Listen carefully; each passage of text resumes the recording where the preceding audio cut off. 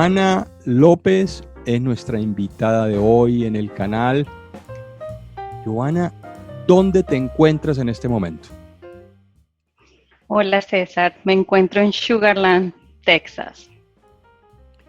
¿Y tú qué haces por allá? Bueno, yo llegué aquí a Houston hace aproximadamente 6 años a raíz de una oportunidad laboral que mi esposo consiguió en la industria del petróleo y los dos decidimos venirnos para acá. Yo me estaba graduando en aquel entonces del doctorado, entonces estuvimos separados como un semestre hasta que yo terminara y terminamos aquí en Houston. Yo estoy viendo una camiseta que habla de empoderamiento.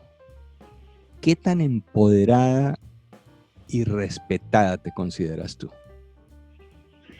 Pues yo creo que ha sido un proceso largo de descubrimiento, de redefiniciones, de como de la infancia, de reestructurar algunas creencias culturales, pero he llegado al lugar donde quiero estar. Me siento súper empoderada y con la capacidad de empoderar a otras. Contémosle un poquito a las personas que te están viendo y escuchando en diferentes países del mundo, especialmente de habla hispana. ¿Qué haces? ¿Tú a qué te dedicas? Bueno, yo soy una coach de talento y de desarrollo de carrera en una consultora que se llama Employment and Training Centers. Nosotros trabajamos para Texas Workforce Commission, que es la Comisión de Fuerza Laboral de Texas. Trabajamos en varios programas para poblaciones vulnerables. Entonces, por ejemplo, tenemos mujeres que quieren entrar en la industria de la construcción. Tenemos personas que acaban de salir de la cárcel y quieren empezar una nueva vida laboral. Tenemos jóvenes jóvenes sin techo, que no tienen hogares. Entonces trabajamos con personas que tienen de alguna manera una barrera que le permite entrar a la fuerza laboral. En mi rol trabajo con las dos partes más bonitas porque trabajo con las empresas capacitándolos, diseñando currículums que les ayude a acoger y ayudar a estas personas y hago un coaching directo con las personas para asegurarme de que ellos tengan un buen proceso, una buena transición y que sean exitosos en su nuevo capítulo. Me da la sensación que en este tema de empoderamiento, y estoy hablando de las mujeres, tiene mucho que ver el rol, o mejor, la relación con los hombres, o estoy equivocado. No entiendo tu pregunta. El hecho de que una mujer esté empoderada o no depende mucho cómo maneje las relaciones, en este caso con los hombres.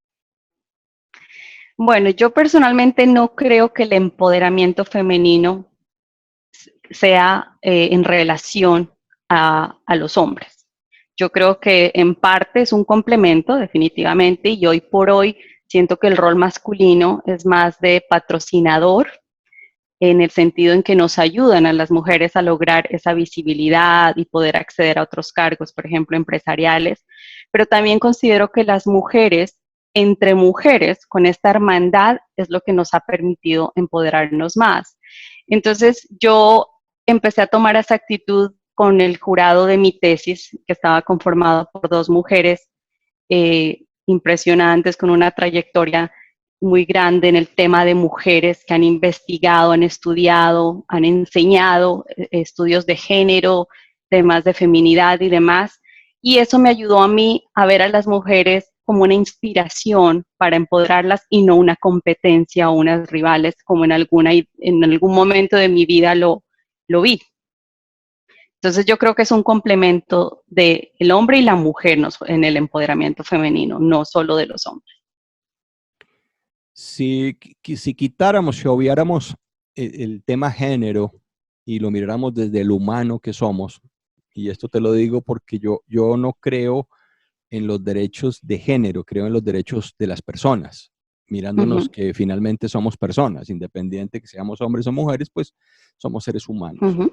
Desde esa dimensión de seres humanos y de acuerdo a tu experiencia y lo que has podido observar en los comportamientos, ¿qué necesitaríamos aprender los seres humanos para, en este caso, hablar de empoderamiento, de sentirnos empoderados? Y si lo miráramos desde el femenino o desde el masculino, ahora sí me pongo en términos de género, ¿qué necesitaríamos aprender? ¿Qué necesitan aprender las mujeres? ¿Qué necesitan aprender los hombres? ¿O qué necesitamos aprender los seres humanos?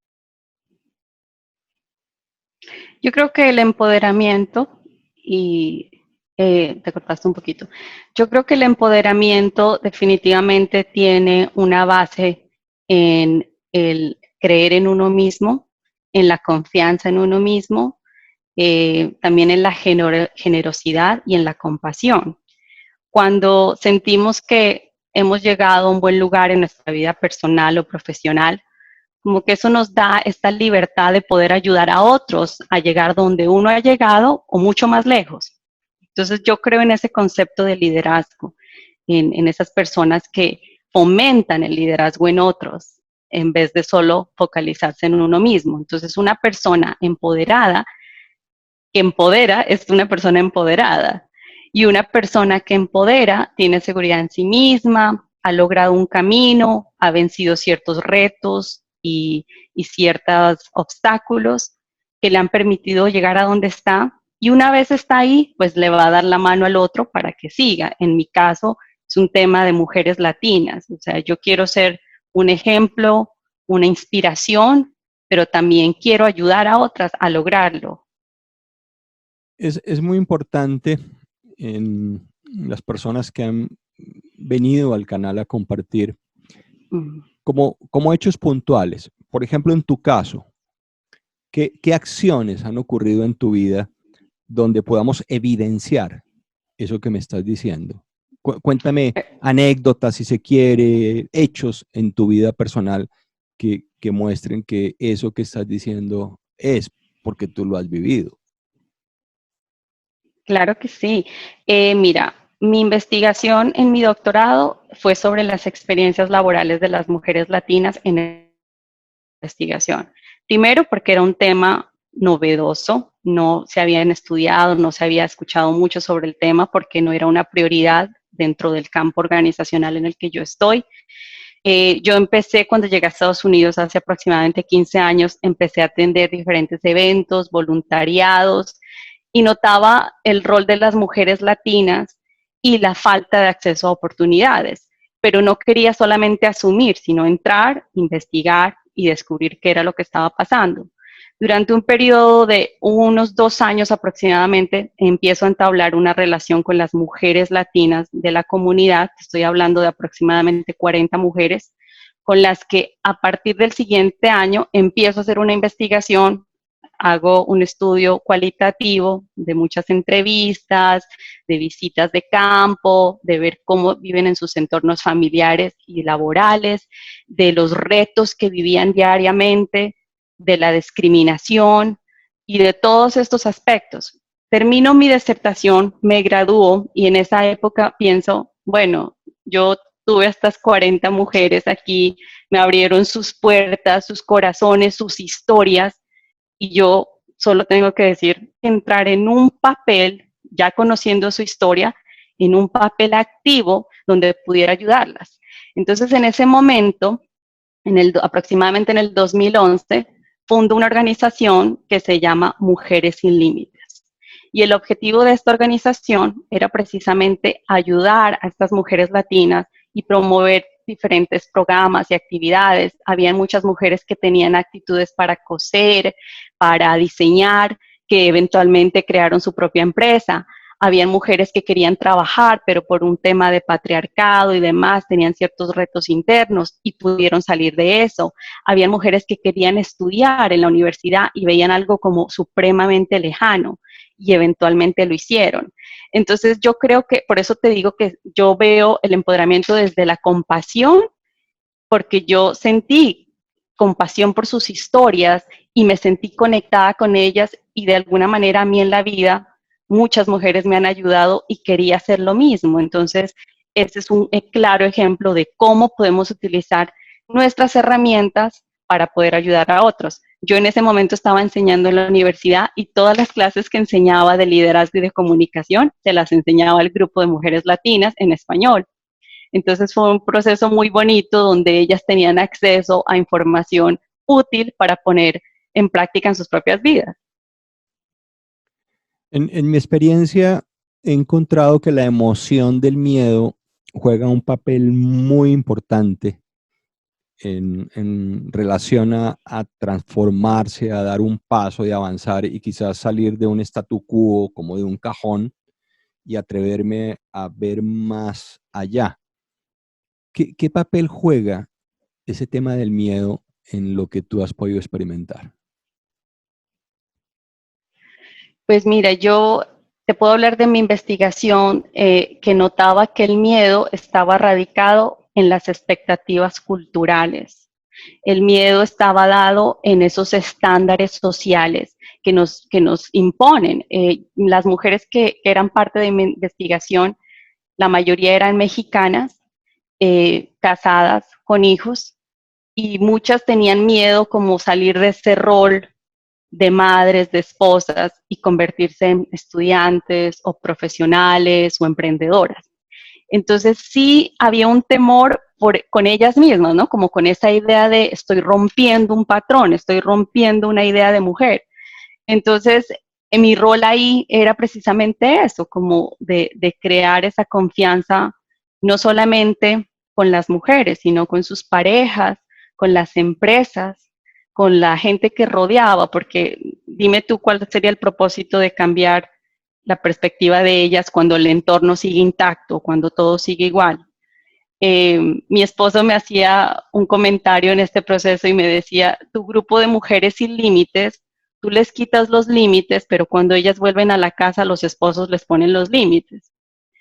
Entonces, era un comentario que en realidad me parecía muy triste, pero muy real en su momento. Entonces, es un proceso, el miedo ese del que tú hablas, yo creo que está basado sobre todo en las expectativas de las parejas, de la sociedad, de la cultura. Para mí, en la interpretación que yo tengo del miedo, pueden pasar dos cosas. O me paraliza o me impulsa. Uh-huh. En este caso, si buscáramos unas herramientas prácticas para ese instante donde yo llego a mi casa, pero allí hay una emoción de miedo. Allí hay alguien que me pone un límite y no voy a hablar necesariamente de si son mexicanas, si son españolas, si son latinas, universalmente. Cuando me encuentro en esa situación que aparece el miedo, Uh-huh. ¿cuál crees tú pueden ser unas herramientas prácticas, simples, sencillas, que me permitan experimentar cómo salir del miedo? ¿Cómo cambiar esa emoción del miedo? ¿Cómo transformar esa emoción del miedo en algo que contribuya, que me sirva? ¿Qué sería? Pues yo pienso que una estrategia práctica ante eso puede ser entrar en un proceso de negociación con, ya sea con la pareja, con la familia, con los hijos o con uno mismo, ¿no? Como entender mi para qué estoy aquí, cuál es mi objetivo, cuál es mi propósito, para qué soy buena.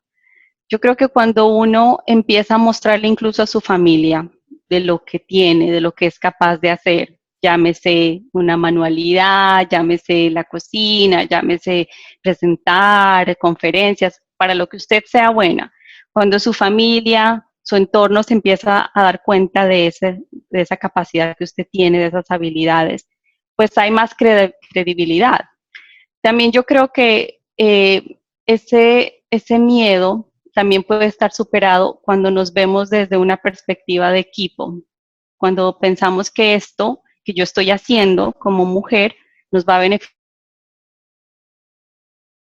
poniendo en riesgo ni el tiempo que les puedo dedicar a ellos, que en ocasiones es el problema, sino que simplemente es un tema donde yo como mujer necesito el apoyo de mis hijos, de mi esposo, por mí misma, ¿no? Para hacer algo para mí misma que en últimas va a beneficiar a todos. No hay nada más reconfortante que ver una mujer feliz, Aquí tienen un dicho en inglés que traduce algo así como mujer feliz, hogar feliz. ¿No? Como si una esposa está feliz, todo va a estar bien, todo va a funcionar bien. Entonces, ese miedo puede ser superado a través de ese proceso de comunicación, de negociación, donde las personas entiendan qué es lo que uno está haciendo y para qué. Cuéntame o cuéntanos mejor un par de eventos donde tú, a pesar del miedo, actúas. Tú, en tu vida personal, donde tú has actuado, donde tú has mostrado eso que me estás diciendo. Pues yo creo que estando aquí en Estados Unidos, César, definitivamente el tema del idioma, que el inglés sea tu segunda lengua, que seas parte de una minoría, que seas mujer, que seas como una barrera tras barrera. Y yo siempre he dicho que para las mujeres en general, no importa la nacionalidad, no importa, es muy difícil subir, ¿cierto? En las empresas, subir a cargos altos, hay lo que se llama el techo de vidrio. En las latinas yo siento que es una pared de concreto, es mucho más fuerte derribarlo, porque un techo de vidrio tú puedes quebrarlo eventualmente, pero una barrera de asfalto pues no lo vas a poder hacer. Entonces, yo me enfrento con ese miedo o me he enfrentado en algunas oportunidades por eso, porque digo, tal vez no tenga las mismas capacidades que una persona que está aquí, que tiene la fluidez del idioma, que ha crecido en esta cultura, que tiene otro tipo de recursos que quizás yo no lo tengo. Pero es precisamente ese miedo el que, como dices tú, me empuja a hacer las cosas, porque me motiva también como demostrarme a mí mismo de lo que soy capaz y a la vez me motiva para ser un ejemplo para otros. Entonces, yo pertenezco al 1% de las profesoras latinas en la Universidad de Houston. Pertenecer a ese 1% para mí me llena de orgullo porque yo sé que van a venir nuevas generaciones y créeme que a final de cada semestre siempre tengo las mismas 2, 3, 4 latinas que se acercan a mí a decirme, por usted, yo creo que yo puedo hacerlo. Gracias a usted, yo lo voy a hacer. Porque es un modelo. Necesitamos ver y sentir que existen mujeres como nosotras que lo han podido hacer. Eso es clarísimo en cuanto a mi sensación de miedo. Entonces, eso es lo que a mí me han manejado. Yo no asumo el miedo para paralizarme, sino para empujarme, para lanzarme, para hagámosle. Mi interpretación de lo que estás diciendo es que sacas tus miedos y le das espacio a tus sueños. Y no sé hasta dónde, culturalmente, en la experiencia que has tenido, alimento más los sueños que los miedos. Y creo que de esa elección depende el resultado. ¿Te hace sentido lo que te estoy planteando? Yo siento que pueden ser sueños, pero también el compromiso. O sea, para mí, si tú en este momento me dices cuáles son tus valores, mi valor, mis valores o entre mis valores está el compromiso por la comunidad, por la gente, por mis estudiantes, clientes, compañeros de trabajo. Yo siento un compromiso y siento que en mi capacidad de poder ser mejor persona, mejor mujer, mejor profesional, estoy haciendo algo por ellos también. ¿Qué papel juega ahí el desarrollar el guerrero que hay en cada uno de nosotros? Si se quiere, yo le pongo el nombre del sacar coraje, tener una razón para hacer las cosas. ¿Qué papel juega ahí? Porque a mí me da la sensación, escuchándote, que tú tienes razones para hacer lo que haces. De otra forma, no.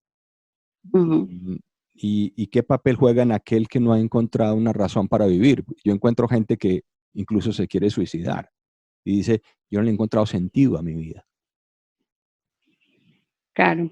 Bueno, el sentido de la vida, a mí me interesa mucho ese tema. Yo leí el libro del sentido de la vida de Víctor Frank, de lo que vivió en el Holocausto y de cómo notó que la gente que sobrevivía era la que tenía ese sentido de la vida. Entonces yo creo plenamente en ese proceso de descubrir cuál es nuestro sentido, porque eso es lo que nos mantiene vivos. Y a veces ese sentido de vida no necesariamente tiene que ser un sueño. O sea, ese sentido de vida no tiene que ser, mi sueño es tener una empresa, por ejemplo.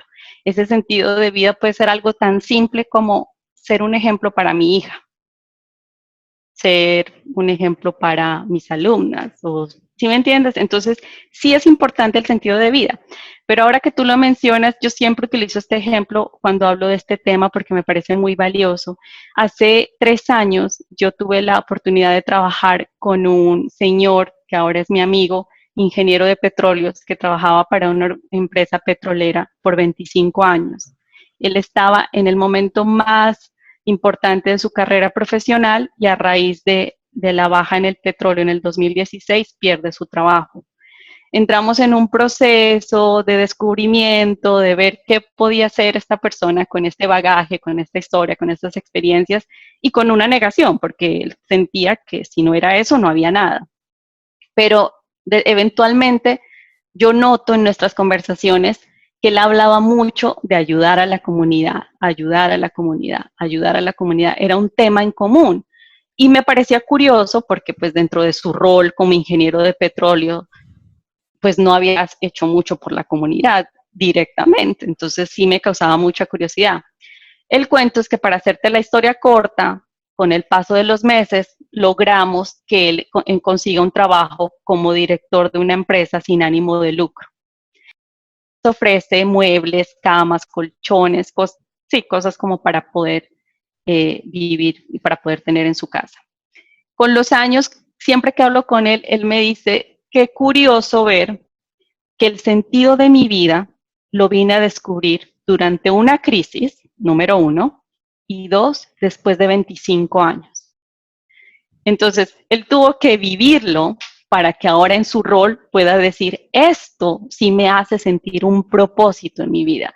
Esos 25 años como ingeniero del petróleo, no, es esto. Esa es como la idea aquí. Johanna, yo creo que esto es una opinión personal.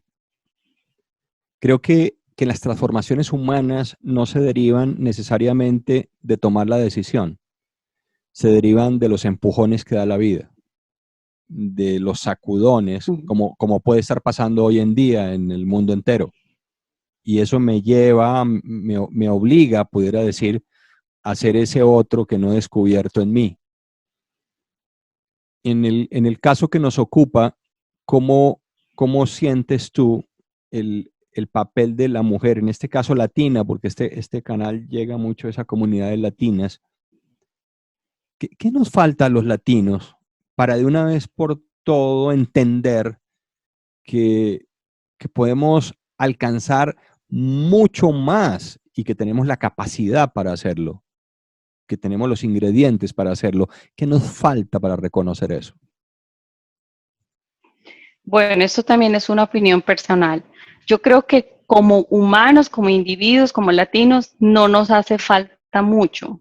Yo siento que aquí es un tema, y perdón entrar en un tema académico, pero estamos hablando del contexto, del lugar donde se encuentra.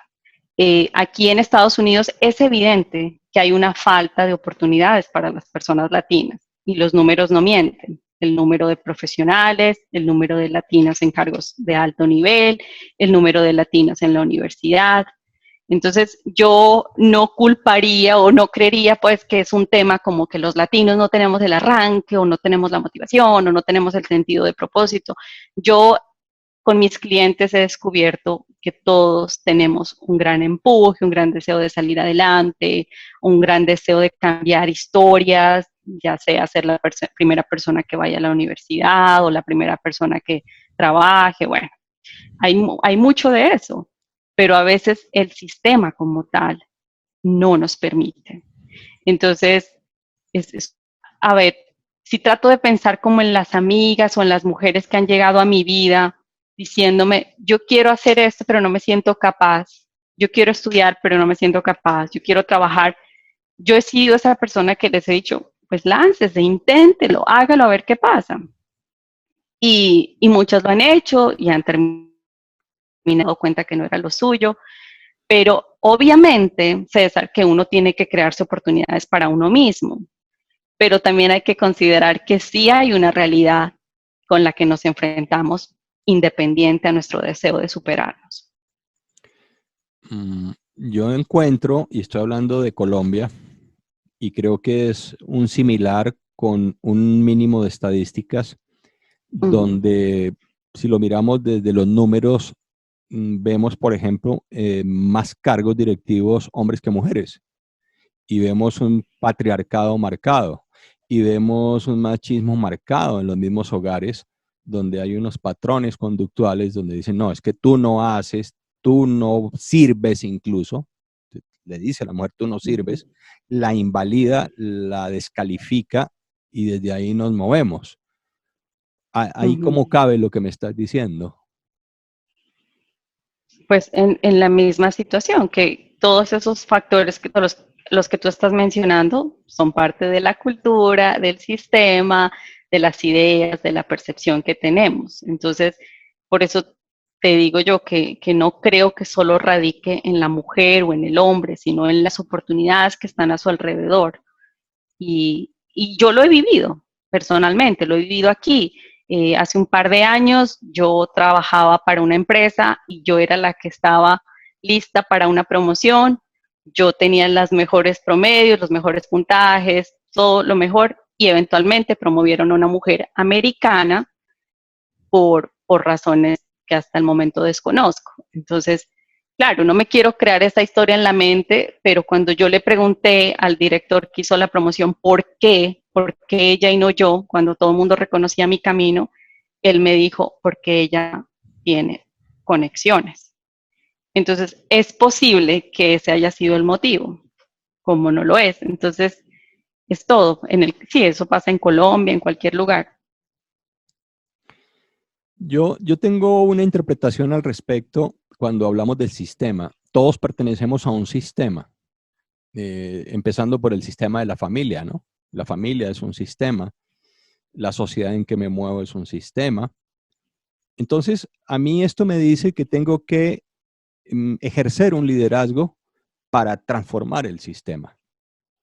O sea, no, o hago parte del sistema o me rebelo al sistema. Y cuando digo me rebelo al sistema, es que tengo que pagar un precio, indiscutiblemente, y creo que ahí aparece el liderazgo. El liderazgo invita a tener una conversación distinta, un comportamiento incluso emocional distinto y lógico pagar un precio. Y creo que la historia de los líderes de la humanidad así lo demuestran. Los líderes de la humanidad han transformado sistemas. Si hablamos de un mismo Jesús, si hablamos de un Gandhi, si hablamos en nuestro país de un Luis Carlos Galán, personas que de una u otra forma incluso la vida han dado por entrar a rebelarse a un sistema. Entonces, lo que tú estás planteando me dice que de pronto hay que despertar un revolucionario dentro de cada uno de nosotros. No sé qué sentido te hace lo que te planteo. Pues yo creo que efectivamente tiene que haber un cambio, ¿no? Sea en nuestro sistema familiar o en nuestras empresas, en nuestras instituciones. Definitivamente tiene que salir de uno ese guerrero o ese rebelde, como mencionas tú, que trate de cambiar, por ejemplo, prácticas injustas o que trate de cambiar estereotipos o concepciones erradas. Implica algo de eso, pero también creo que no tenemos que limitarlo como a los grandes líderes, sino desde dentro de lo que somos, de nuestros roles, podemos hacer mucho. Por ejemplo, con nuestros hijos o las mujeres con nuestras hijas. A mí desde niña me influenció muchísimo las tías que tengo, porque ellas desde muy pequeña me decían, tú tienes que aprender a hablar, tienes que compartir tus opiniones, no tengas miedo de decir lo que sientes. Y yo crecí con esa idea. La verdad, valoro mucho eso porque hasta el día de hoy se me reconoce como esa persona directa que dice lo que piensa, que no tiene miedo de quién esté ahí, quién la escuche y demás. Y yo trato de hacer lo mismo con mi hija, respetar su opinión, preguntar por su opinión, empoderarla de alguna manera. Entonces, uno puede hacer esos cambios de los que tú hablas desde nuestro hogar. Y en las empresas lo mismo, ¿no? Generar más visibilidad de otras compañeras, por ejemplo. Yo en las reuniones, cuando tengo la oportunidad y cuando hay alguien que hizo un buen comentario, dio una buena idea, yo reconozco eso frente a los demás, porque es una manera de darle más valor, sea a las mujeres, sea a las latinas o a quien queramos ayudar en su proceso de liderazgo. Cuando hablamos de ejercer ese liderazgo y lo vamos a hacer desde la casa, desde el hogar, vamos a impactar ese sistema. Mi convicción es que hay que aprender. Para mí, lo que permite la transformación es el aprendizaje. Yo creo que no puedo salir del cajoncito donde me encuentro si no aprendo algo. Considero que el aprender algo me permite acciones distintas. ¿Qué es eso que tú has aprendido en tu experiencia que te ha abierto la mente, te ha puesto en la visión, en la aspiración, y en este caso, en esa camiseta que llevas puesta que dice empoderamiento? Han sido muchas cosas, la verdad. Una que me ha marcado mucho es el salir de Ipiales, donde nací, el salir de Colombia, el viajar desde muy temprano. Yo siento que para mí Ipiales siempre fue muy pequeño para mis sueños, para mis planes, para lo que yo quería lograr en mi vida. De manera que a los 15 años y gracias al apoyo de mis papás pude viajar a Canadá, pasar un tiempo allá, después volví a Bogotá, estudié mi carrera, después salí y nunca más volví. Entonces, esa apertura, esa oportunidad de salir definitivamente me expuso a muchas culturas, a muchos estilos de vida, a muchas formas de hacer las cosas y eso me abrió la mente, porque imagínate una niña de 15 años, yo venía, cuando fui a Canadá, tenía un modelo de vida muy tradicional, muy diferente, prácticamente de un pueblo a otro continente, o sea, fue un cambio radical. Pero ese cambio me permitió como ver la infinidad de relaciones que uno puede establecer, de formas de ver la vida, de oportunidades. Y mira que desde ahí yo empecé a seguir creciendo mis alas, como que ya sabía que desde ese instante ya no podía volver y ya no iba a ser la misma persona de antes. Y eso me volvió a pasar cuando volví acá hace 15 años, porque cuando llegué a hacer mi maestría, tuve que tomar una clase electiva y esta clase era en género. Y en mi clase, mis compañeros, estoy hablando de unas 10 personas, unas clases pequeñas, la gente empezó a presentarse y en su presentación habían temas que a mí me causaban como mucho impacto en su momento. Por ejemplo, alguien decía, hola, me llamo Mario y estoy transformándome de mujer a hombre. O hola, me llamo María, soy lesbiana. Hola, me llamo Juan, soy casado. Entonces cada persona empezó a compartir su historia y pues obviamente yo sentía que la mía no era la más interesante. Yo soy Joana de Colombia, pero el estar ahí, el aprender sus historias, el reconocer esas vidas, me ha permitido abrir mi mente, respetar, no tolerar, no me gusta esa palabra, respetar, pero entender y crear empatía, ¿no? Con personas que vivan o sienten o tengan otra forma de ver la vida. Para las personas que te están escuchando y que no conocen Colombia, ¿puedes explicarles un poquito de dónde saliste, cómo es Ipiales, para que tengan una dimensión? Sí, Ipiales es una ciudad muy pequeña, frontera con el Ecuador. Hasta algún tiempo un pueblito, porque es muy pequeño. En Ipiales todo el mundo se conoce, hay muy pocos colegios. Yo salí del colegio Champañá, creo que existen como 3 colegios privados únicamente. definitivamente es una ciudad bonita en el sentido de que todavía se viven los días, el día a día de almorzar con la familia, de que los papás van a recoger a los niños al colegio, por las distancias y demás, como que se permite vivir muchas de esas cosas. Eso es Ipiales, es en las montañas, el clima es frío todo el año, lo conocen como la ciudad de las nubes verdes, porque los atardeceres son hermosos y se juntan las montañas con el cielo, y por eso se llama la ciudad de las nubes verdes. ¿Y qué pasaría si en Ipiales, por ejemplo, se diera esa conversación o alguna de las conversaciones que mencionaste antes? De esa mujer que dice, mira, yo soy lesbiana, pero estoy en... ¿Ahí qué pasaría?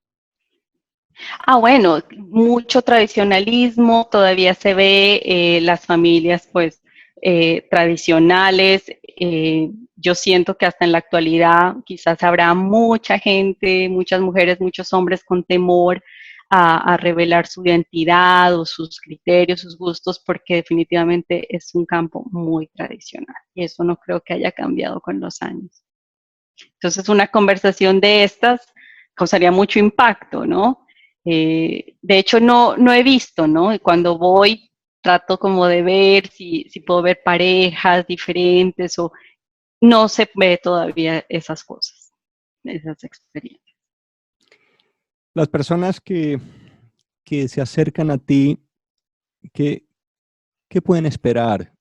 Que tú les aportes, que tú les enseñes, que tú les transmitas. Yo me siento un libro abierto en cuanto a los recursos que yo tengo y que puedo aportar.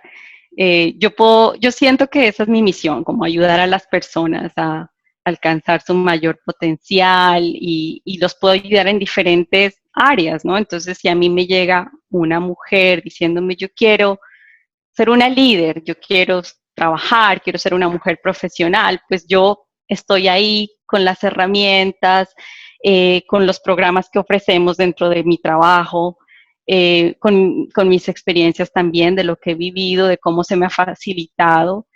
Yo no tengo problema en compartir la información. Yo sé que la gente dice la información es poder y a veces tienes que mantenerlo para ti porque a ti nadie te ayudó. Esa es como la mentalidad, pero yo siento que cuando yo hablo específicamente, esto es lo que tienes que hacer, con esta persona tienes que hablar, esto son como bendiciones para mí también y yo siento que a través de estos procesos yo también me estoy ayudando a mí misma. Entonces yo no tengo celos cuando me dicen me puedes poner en contacto con tu jefe o con un profesor en la universidad.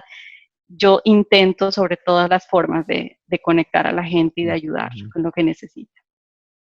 Si alguien quisiera ponerse en comunicación contigo, ¿qué debe hacer? Pueden escribirme al correo electrónico que te envié, que es jlopez, no p, jlopezcoaching@gmail.com. Dijiste algo hace un instante, hablaste de bendiciones. ¿Qué papel juega Dios en tu vida? Soy más espiritual que religiosa. Creo firmemente en hacer el bien. Creo firmemente en tratar a los demás como te gustaría que te traten a ti. No practico la religión, pero creo en Dios como esa persona que ha guiado mi camino, como esa luz y como esa parte que me da seguridad.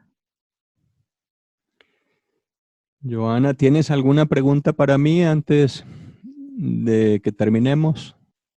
Sí, me gustaría saber cuál es tu propósito de vida.